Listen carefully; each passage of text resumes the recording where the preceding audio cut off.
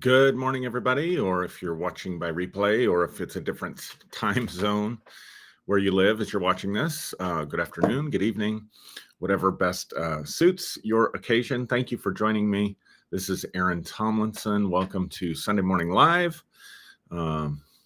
Basically, the only content I've been able to create recently, I've been on vacation, so I've been disconnected for about, I guess, 3 weeks total. But anyway, had a great summer. Summer's just about coming to an end for us. Everybody goes back to school in the next couple of weeks. And so, yeah, but it was a good, it was a really good summer. It was a great summer, actually. We had a family reunion on the Tomlinson side of our family that we haven't, cousins that I haven't seen in years. And that was a great time. We did that in June. Of course, Derek Day's wedding in July. And then my family and I took a vacation on the East Coast, and it was just really good to disconnect and reconnect and kind of just enjoy that time. And what I'm trying to say is now get back into the routine. And with that routine, more consistency in content creation. And at least with the Sunday morning stuff, I would always love to do more. But again, all this content is free. And so I have to support a family. So that keeps me busy. But anyway, thank you for tuning in. I'm just going to make sure this is in all the right places. So give me just a second.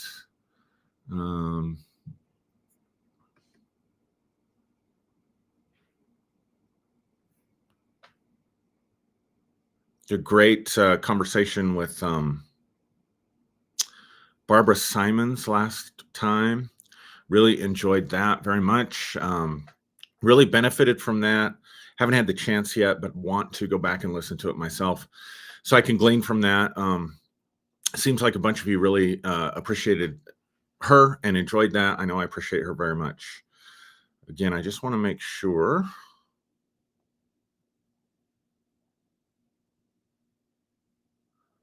that this is everywhere it needs to be.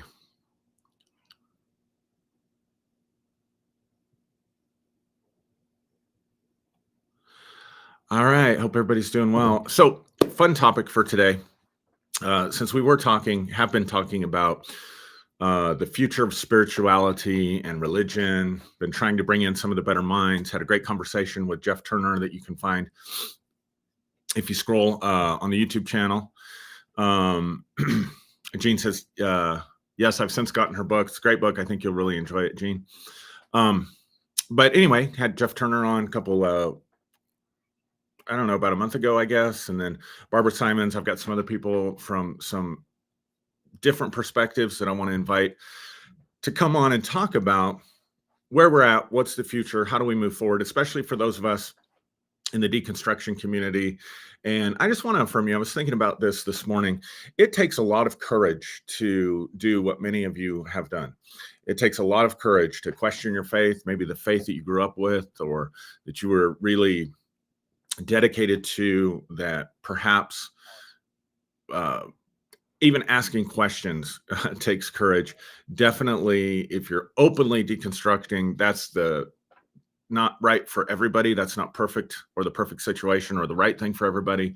But for those where it is the right situation and you have openly, publicly, out to everybody deconstructed from your faith, that takes a lot of courage. So I just wanted to have a little fun since we're talking about where are we going. We've talked about the Western spirituality in the sense of Christianity, Orthodox Christianity, whether it's Catholicism or fundamentalism. We've talked a lot about that. We talked a little bit about ancient Eastern paths and traditions and how they've made inroads into the West. And so today I wanted to focus on what we call the New Age movement. And so the title of my message this morning is the New Age a bunch of hooey? And granted, so let's just have some agreements. What are we talking about when we're talking about the New Age? Because the New Age is a very broad term that can mean a lot of different things.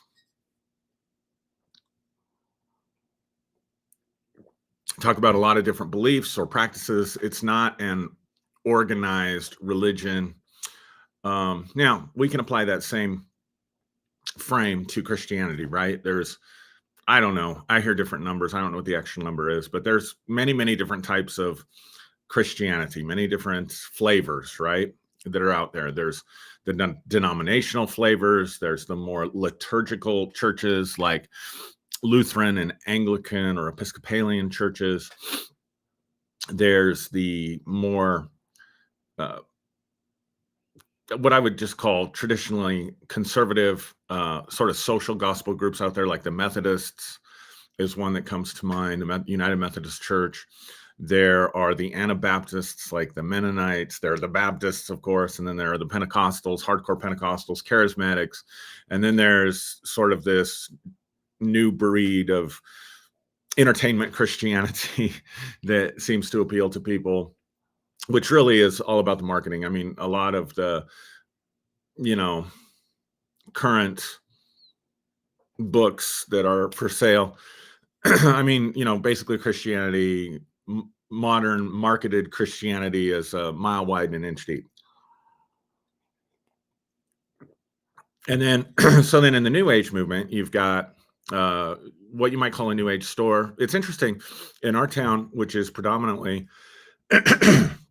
or has been predominantly Catholic and evangelical. In the last few years, our only Christian supply store, in fact, it was called Scripture Supply. So it wasn't just a bookstore, it was any kind of supplies. Now, of course, churches and Christians have all turned pretty much to the internet and Amazon and other ways to have that stuff delivered to them and sent to them, specifically books and stuff like that. But what's interesting to me is that there have been 3 or 4 metaphysical stores that have opened up and are doing really, really well in our city. And metaphysical is kind of the word that's being used, metaphysical or holistic, while holistic has more to do usually with health, usually with diet and meditation and stuff like that, but it can also be used. So for the most part, people are using the term metaphysical now rather than the New Age to try to distance themselves from the baggage of the New Age, in the sense that it's very flaky. So a lot of people, when they hear about the New Age, they think about crystals. They think about somebody, staring into a crystal. They think about somebody, I don't know, that's just pretty far out there. And there can be a lot of that, but there's definitely still a very strong movement, what I would call a New Age movement, that's happening in our country or happening in the world, but specifically happening in the West.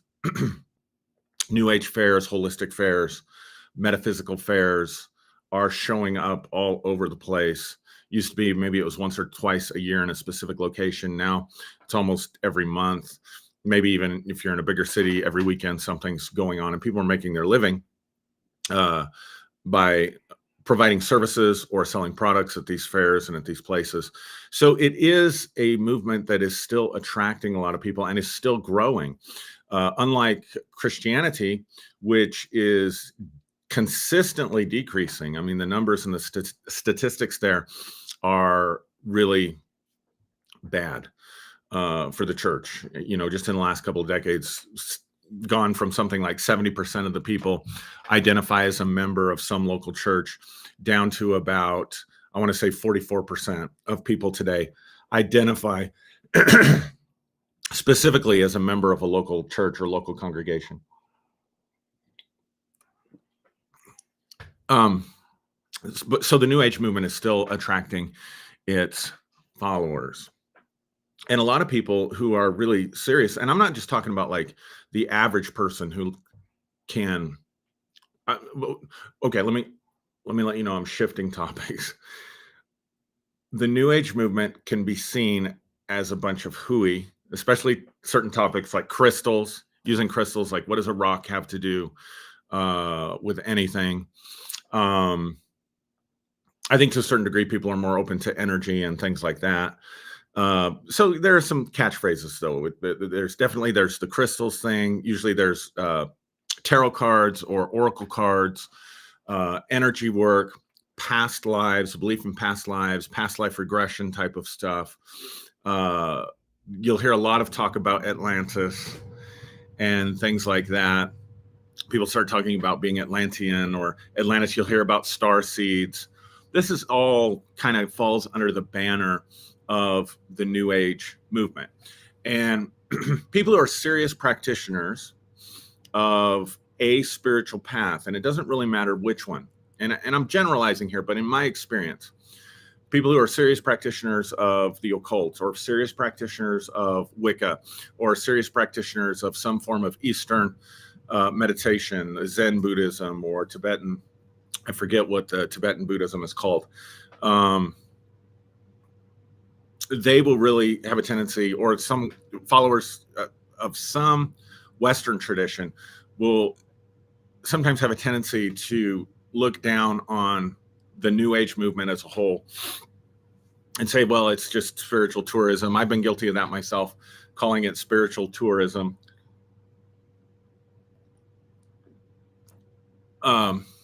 So that's what I want to talk about. That was my introduction. I felt like I kind of fumbled all over the place with it, so you have to forgive me for that. So where did the New Age start? How did it begin?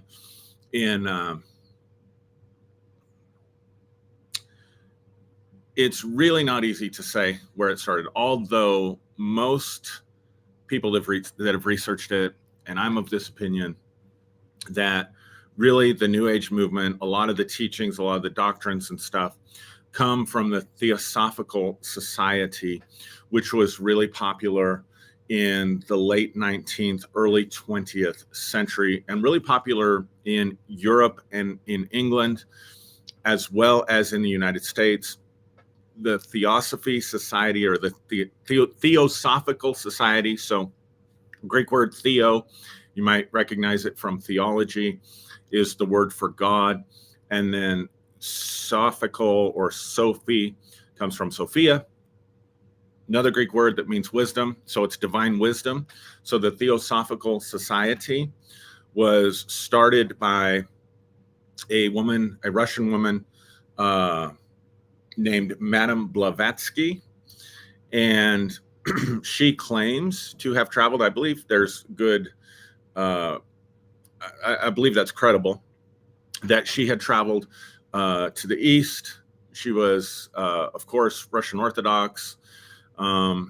Anyway, without going into all the details about Madame Blavatsky, she formed the Theosophical Society, or was one of the founding members of the Theosophical Society. And the goal was to bring forth what she called the secret doctrine, or the common thread between all faiths and all religions and all mystical streams from around the world. And her writings are actually really good. And the Theosophical Society still puts out really well researched, scholarly, well thought out materials. Definitely not spiritual tourism there. So most people think that that's sort of the origins. And if you know anything about the Theosophical teachings, then for sure you can see almost every aspect of key Theosophical doctrines in some shape or form in New Age books, or New Age, from New Age teachers, metaphysical affairs, things of this nature. So that's probably where it got started. Now, there were other people that, like contributed into that pool or into that river. Edgar Cayce comes to mind. Edgar Cayce was probably the first one to introduce channeling. We've been talking about channeling. And Edgar Cayce was kind of my first experience with anything other than, I want to say orthodox, but other than, well, let me just say it this way. I experienced some stuff from Edgar Cayce back in about 2005. And I started deconstructing in about 2010, and it really kicked in about 2016. So anyway, yeah. So Edgar Cayce is also kind of the father of the whole holistic movement, because one of the things that Edgar Cayce would do when he would channel is that he would be able to diagnose oftentimes what was wrong with someone, and then give them a recommended plant medicine, or some kind of non-prescriptive, and by that I mean outside of pharmacy and going to your doctor, whether he prescribed, meditation, repenting in your heart of the attitudes that you've held, bitterness, that kind of stuff, or whether it was some kind of plant medicine. And so he's kind of considered the father of the holistic side of all of this, and also the one to kind of introduce channeling into the consciousness, excuse me, the consciousness of the West.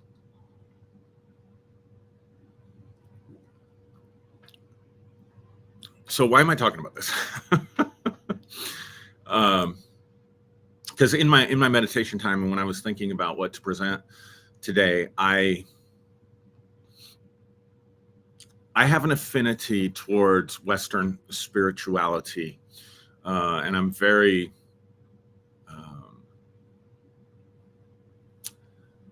interested in the fact. Now, let me back up and say this differently.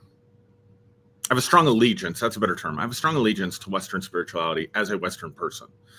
And I think it's better for us if we are incarnate in the West, in the Western world. And I realize that the lines between East and West are not what they used to be at all. And for the most part, the Western world, because of technology, because of iPhones, because of the internet, a large part of the East has become Westernized.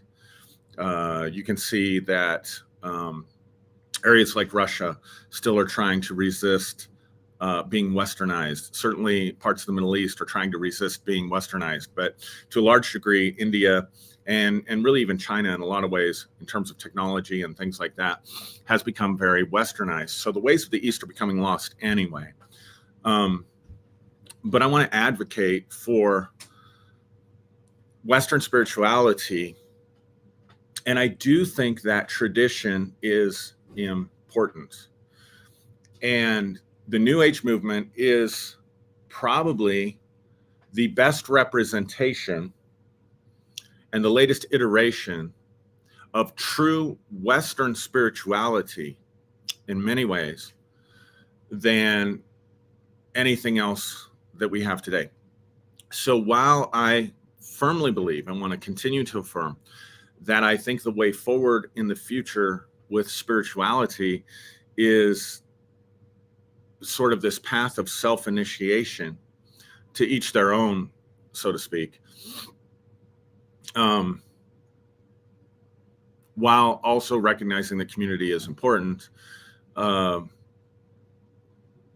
I don't think that means that we just throw out everything from the West. One of the things that Barbara shared last time we were together that really spoke to me, really just gave me chills and really impacted me, was she talked about being in this terrarium of consciousness and thought, being trapped in sort of this old age and old way of thinking, and that consciousness is going into a new level. And so we need to be able to leave and let go of the old in order to step into the new. And I 100% agree with that.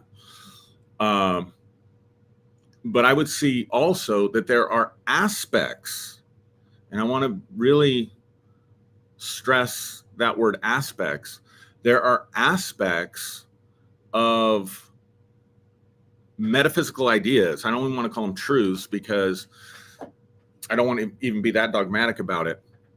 But there are ancient ideas, metaphysical ideas about the nature of reality, about who we are and what we are, about the purpose of life, that I think can still hold true as a springboard or as a foundation to propel us into that next level of consciousness, that next level of really, I think, evolution or self-deification. And I know people get freaked out when you talk about self-deification, or apotheosis is a really big theological word for just meaning transforming, really a metamorphosis from one state into the next.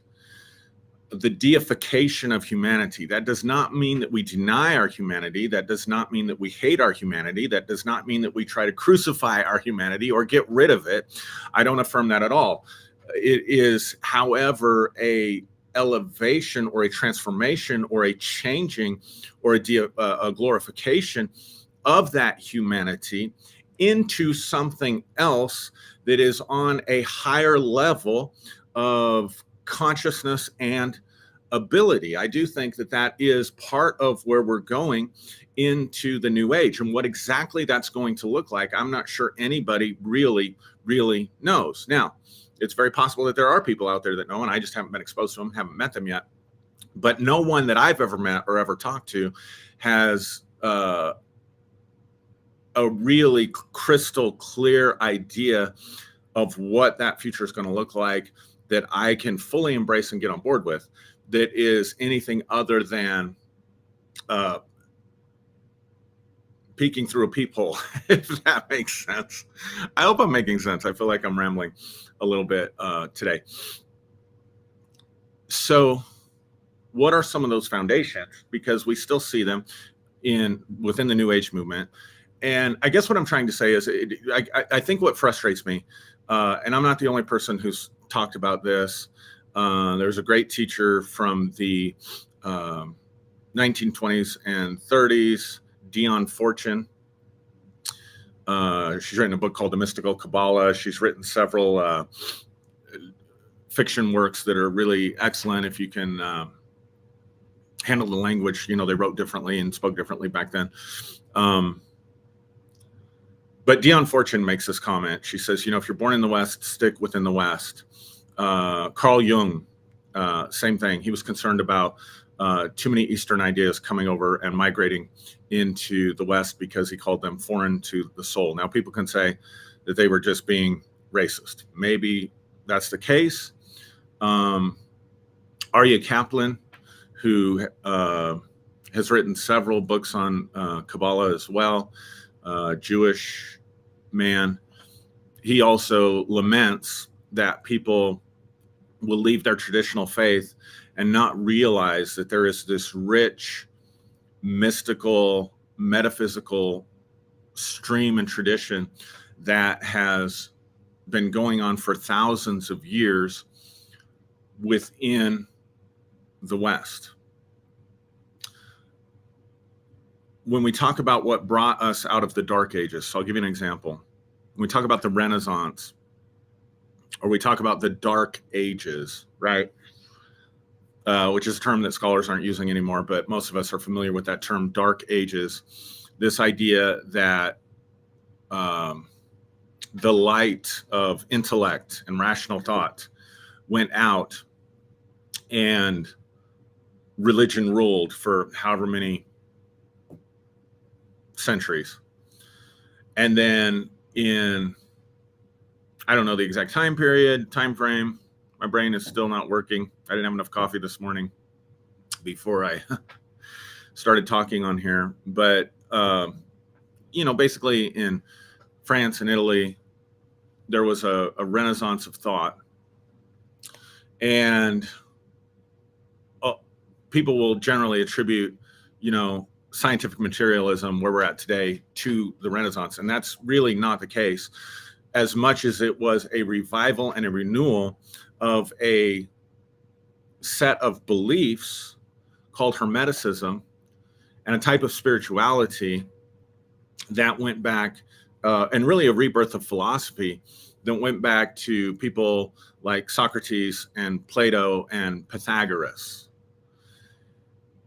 And as much as anything, they were trying to bring a revival or renewal of this type of spirituality and really elevate it over the dogma of the church. Again, I hope I'm making sense. I feel like I'm just rambling.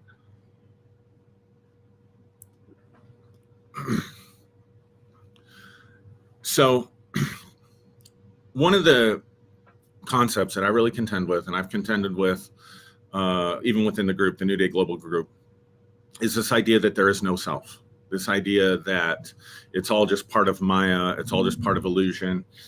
And that once we realize that, we just kind of blend into this oneness. And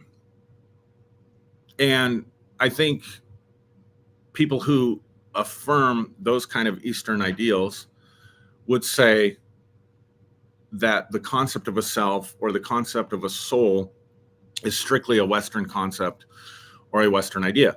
Just because, and I'm gonna push back on that it's Western. I understand that, but just because something's Western doesn't make it wrong. Just because something's Western doesn't make it untrue, right? And just because something's Eastern doesn't make it wrong or make it untrue either. I'm not saying that. But this concept of the soul certainly goes back into Western philosophy, and this idea of the advancement of the self, the actualization of the self, the expansion of the self's consciousness is certainly a Western idea. No, I'm sorry. Sorry. This concept of the self and this expansion of the self is an ancient idea. That's what I meant to say.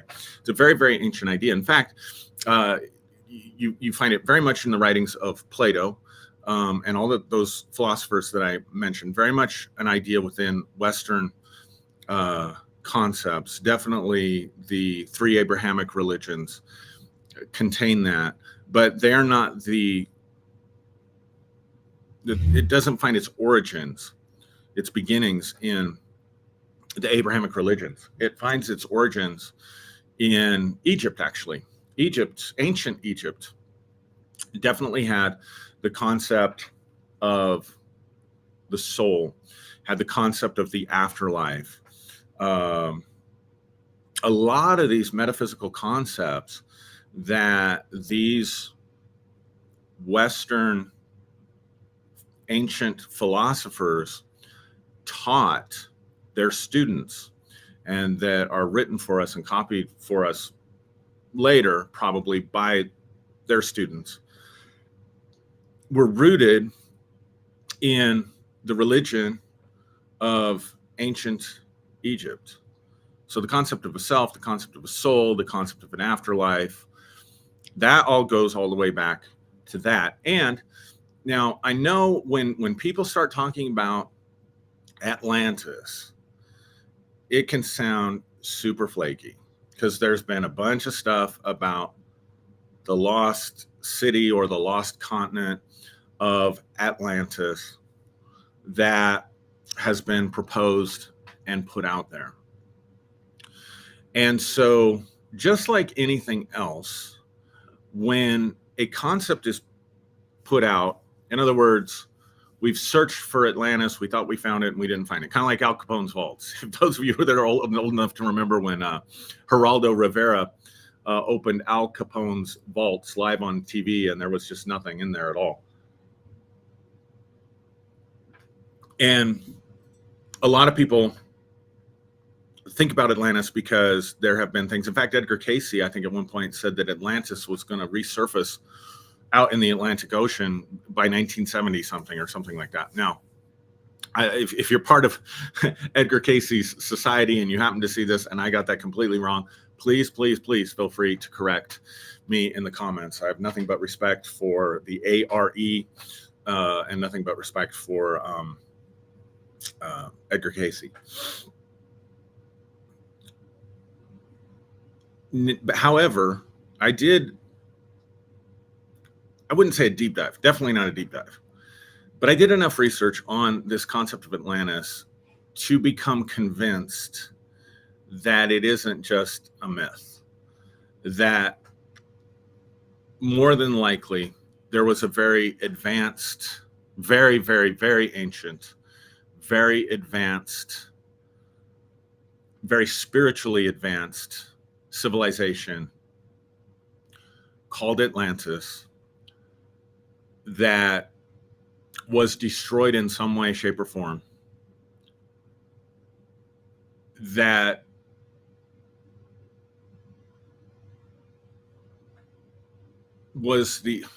held the origins of a lot of these ideas, including the concept of a soul, reincarnation, the afterlife, the deification of humanity or the evolution of consciousness, etc., and so on. And so while I do believe that we are making a jump from this level of consciousness and the age of Pisces into a level of expanded consciousness and the age of Aquarius, I do think that these things are somewhat circular. So in that sense, we could be going back to the future. So what I'm saying is, I think there's enough actual, solid, scholarly evidence that exists that the idea of an advanced civilization like Atlantis is a rational idea, and that they were probably very spiritually advanced, and that very possibly their teachings after the destruction of Atlantis, their teachings were carried on, I believe, by ancient Egypt, probably to some degree by the Mayans, probably in the East with groups that I don't even know about. But like when you watch something like Ancient Aliens, or you watch something on the History Channel, and they talk about the pyramids and how they're oriented in the sky and towards the stars and towards Sirius. And then you have this group over here in Mexico. They have similar structures oriented in similar ways to the stars. And then you have, groups all around the world. And then you have these sort of shamanic practices that are consistent all around the world, even though these groups never seemed to have interacted with one another. A lot of their practices and things were similar. A lot of their beliefs were similar. And we can say, well, that was just ancient people and they were just dumb and look how special we are, which is just a really arrogant, prideful stance to take. Or we can, I think probably what happened is that there were these kernels of truth that probably originated, again, from Atlantis. But if you don't want to embrace the Atlantis piece of it, I get it.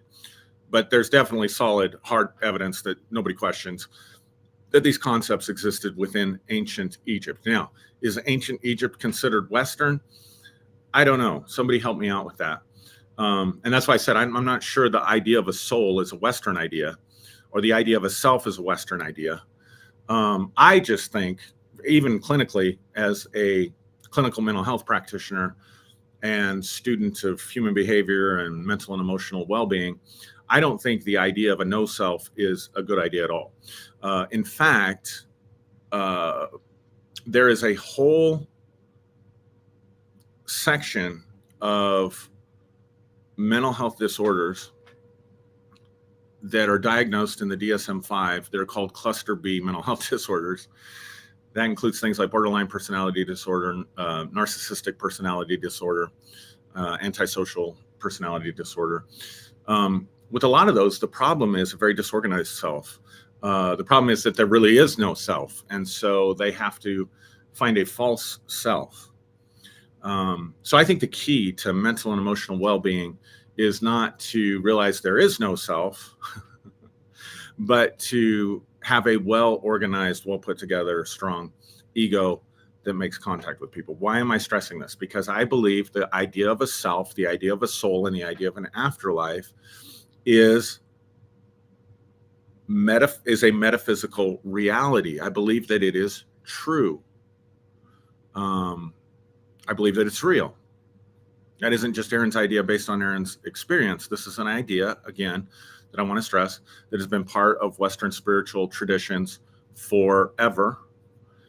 And that it goes back, again, to Egypt, possibly back as far as Atlantis. And it's possible that the Atlanteans were way more advanced than we are now, and that knowledge has been lost, and that it's being recovered and recuperated. So definitely where we see outside of the Abrahamic religions, where we see these sort of Hermetic ideas being more freely expressed, being talked about, and being engaged with, is within the metaphysical community or within the New Age community. So anyway, I don't know. Tell me what you guys think. I'm probably keeping it a little bit shorter today. Again, I just feel like I'm rambling for some reason today.